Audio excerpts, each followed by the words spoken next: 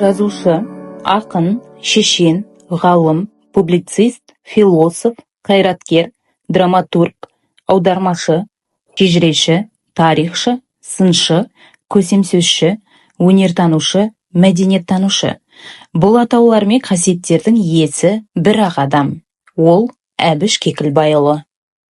Армысыз құрметті көрермен, білімдарлығы, қаламгерлік қабілеті, алдыңғыларға кеңесші, кейінгілерге ақылшы, қатарластарға қайырымды болған айрықша адамгершілік қасиеті арқасында Әбіш Кекілбаев қандай қызметте болмасын ел мүддесін ойлаған елімізге елеулі, халқымызға қалаулы жан еді.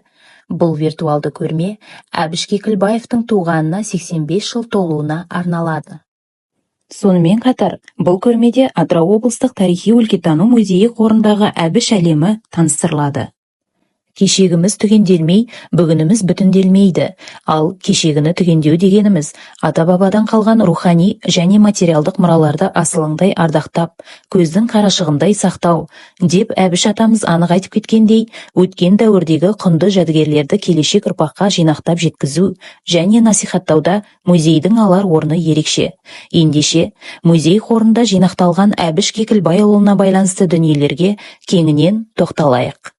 Музей экспозициясындағы Әбіш атамызға арналған жәдігер Әбіш Кекілбаев атты түпнұсқа картина. Мерзімделуі 1999 жыл. Материалы кенеп. Техникасы майлы бояу. Өлшемі 90-65 см. Авторы атыраулық суретші Жанабіл Рахметов. Өнерден қуат алмаса, тіршіліктің шырағы өшеді деп Мұхтар Әуезов айтқандай, осы бір қылқалам шеберінің қолынан жасалынған қайталанбас туындыға әбден көз тояды. Туындыдағы Әбіш Кекілбаевтың үстінде көк түсті пиджак, ақшыл жейде, қызыл ала галстук пен кеуде тұсынан бейнесі және артқы фонда оның шығармаларынан, дәлірек айтқанда, аңыздың ақыры, елең-алаң романдарына, күй повесіне байланысты элементтер, қаруланған ат үстіндегі сарбаздар, мұнара, домбыра, жазушы кітаптары бейнеленген. Сонымен қатар, жазушының туған жері, абызы мен аңызы мол Маңғаз, Маңғыстау өңіріне тән нышандар, түйе жануары, қыран құс, мұнай мұнарасы, балбал тас, тау шатқалдары, шөл дала бейнеленген. Суретші туындыны Әбіш Кекілбаевтың 60 жылдық мерейтойына арнаған екен. Әбіш Кекілбайұлының 60 жасқа толуына орай 1999 жылы оның Атырау топырағына сапары, жазушыға арналған салтанатты жиын, облыс әкімі Иманғали Тасмағамбетовтың Әбіш атамыздың иығына шапан жауып, құрмет көрсетуі туралы Атырау газетіне жарияланған. Әбіш Кекілбайұлы сөз алып, мен қатты толқып тұрмын. Бұл толқыныс Атырауды білмегендіктен немесе мұнда келмегендіктен емес. Бұл толқыныс менің кіндік кескен жерім Маңғыстау болса, әдеби тұсауымды кескен Атырау қаласы және Атырау газеті болғандығынан. Оқушы кезімнен ақ менің өлеңдерім алдымен осы газетте жарияланып жүрді. Менің шығармашылығымның бастауы Атырауда жатыр дегенім осыдан. Сондықтан да бұл өлке маған өте ыстық, сондықтан да бұл қала маған аса қымбатты деп абыз аға қатты тебіренген. Торқалы тойға күллі қазақ жұртының ірі тұлғасына айналған Әбіш Кекілбайұлы және басқа да зиялы қауымның Атырау облыстық тарихи-өлкетану музейінің қонақтары ретінде келген сәтінің фотосуреттері музей қорында сақталған. Жазушының музей қорына қабылданған дүние қапыл, заман мен сұхбат, шандоз, Әбіш әлемі, Әбіш кітаптары және шығармаларының көп томдық жинағы бар.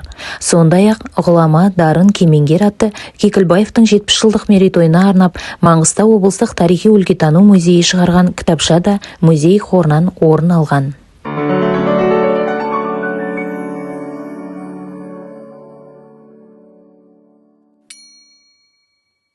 Ауылда жүрген балалардың, қалған балалардан көріп, менің бірінші озғаным, бірінші болып самолетке отырғанды көрдім. Кішкентай кукурузник самолет. Сол жаңағы таулы айналып құшап, картаға түсіреді. Ең соңғы күні біз қоштасатын күн мені де алып ұшты, кішкентай бала едім. Заман мен сұхбат кітабының алғашқы мұқабасына Әбіш Кекілбайұлы музейімізде қонақ болған кезде Атырау мұражайы ұжымына үлкен тағзым. Әбіш Кекілбаев 14 наурыз 2002 жыл деп қолтаңба қалдырған екен. Ал ақын Фариза Оңғарсыновамен бірге біз Атырау халқының тарихы, өмірінен, өнерінен, әдебиетінен елес беретін өлкелік мұражайда болып, өркен балалық жастық шағымызға тағы бір оралғандай сезіндік. Мұражай қызметкерлерінің ықыласына, өз тарихына, өлкесіне деген махаббатына ризамыз. Әлі де жеріміздің, еліміздің өшпес өмірін көрсететін деректер молая түссін дейміз. Әбіш Кекілбаев, Фариза Оңғарсынова, 14 қыркүйек 2002 жыл деген мәтінде тілек пікір кітабына естелік қолтаңбаларын қалдырған. Сондай-ақ музейіміздің кітапханасында Әбіш әлемі атты республикалық тарихи, әдеби, мәдени журналының мерзімді басылымдары да сақталған. Сонымен қатар, музей қорында Әбіш Кекілбайұлының республикалық және облыстық газет басылымдарына жарияланған мақалалары және ол туралы жазған басқа да авторлардың бірнеше мақалалары сақталған. Фотосуреттерді сөйлетер болсақ, Қазақстан Республикасының мәдениет қайраткері Нариман Үлкенбайұлының 70 жылдық мерейтойында ақын Фаризамен Мәскеу қаласында, зиялы қауым өкілдерімен кезекті бас қосуда, облыс әкімі Аслан Мусиннің ақын жазушыларға шапан жауып құрметтеген сәттері, қоғам қайраткерлері Аташ Досалиев пен Сайфулла Сүйінов пен әйгілі Украин ақыны Тарас Шевченко поэзиясының күндерін мерекелеудегі фотоматериалдар, музейдің фотоқұжаттар сөрелерінен мәңгілік орын алары сөзсіз. 2024 жылдың 6 желтоқсанында қоғам қайраткері, әдебиет абызы, заңғар жазушы Әбіш Кекілбаевтың көзі тірі болса, 80-нің 5-не шығар еді. Оның еңбектері әлі талай жас ұрпақ үшін азық болары сөзсіз. Білім көкжиегі кең, кейінге қалдырған мұрасы мұхиттай терең, танымы биік дара тұлғаны зерттеп, зерделеу, ұлы тұлғаны ұлықтау біздің, яғни келешек ұрпақтың басты міндеті мен парызы болуы тиіс.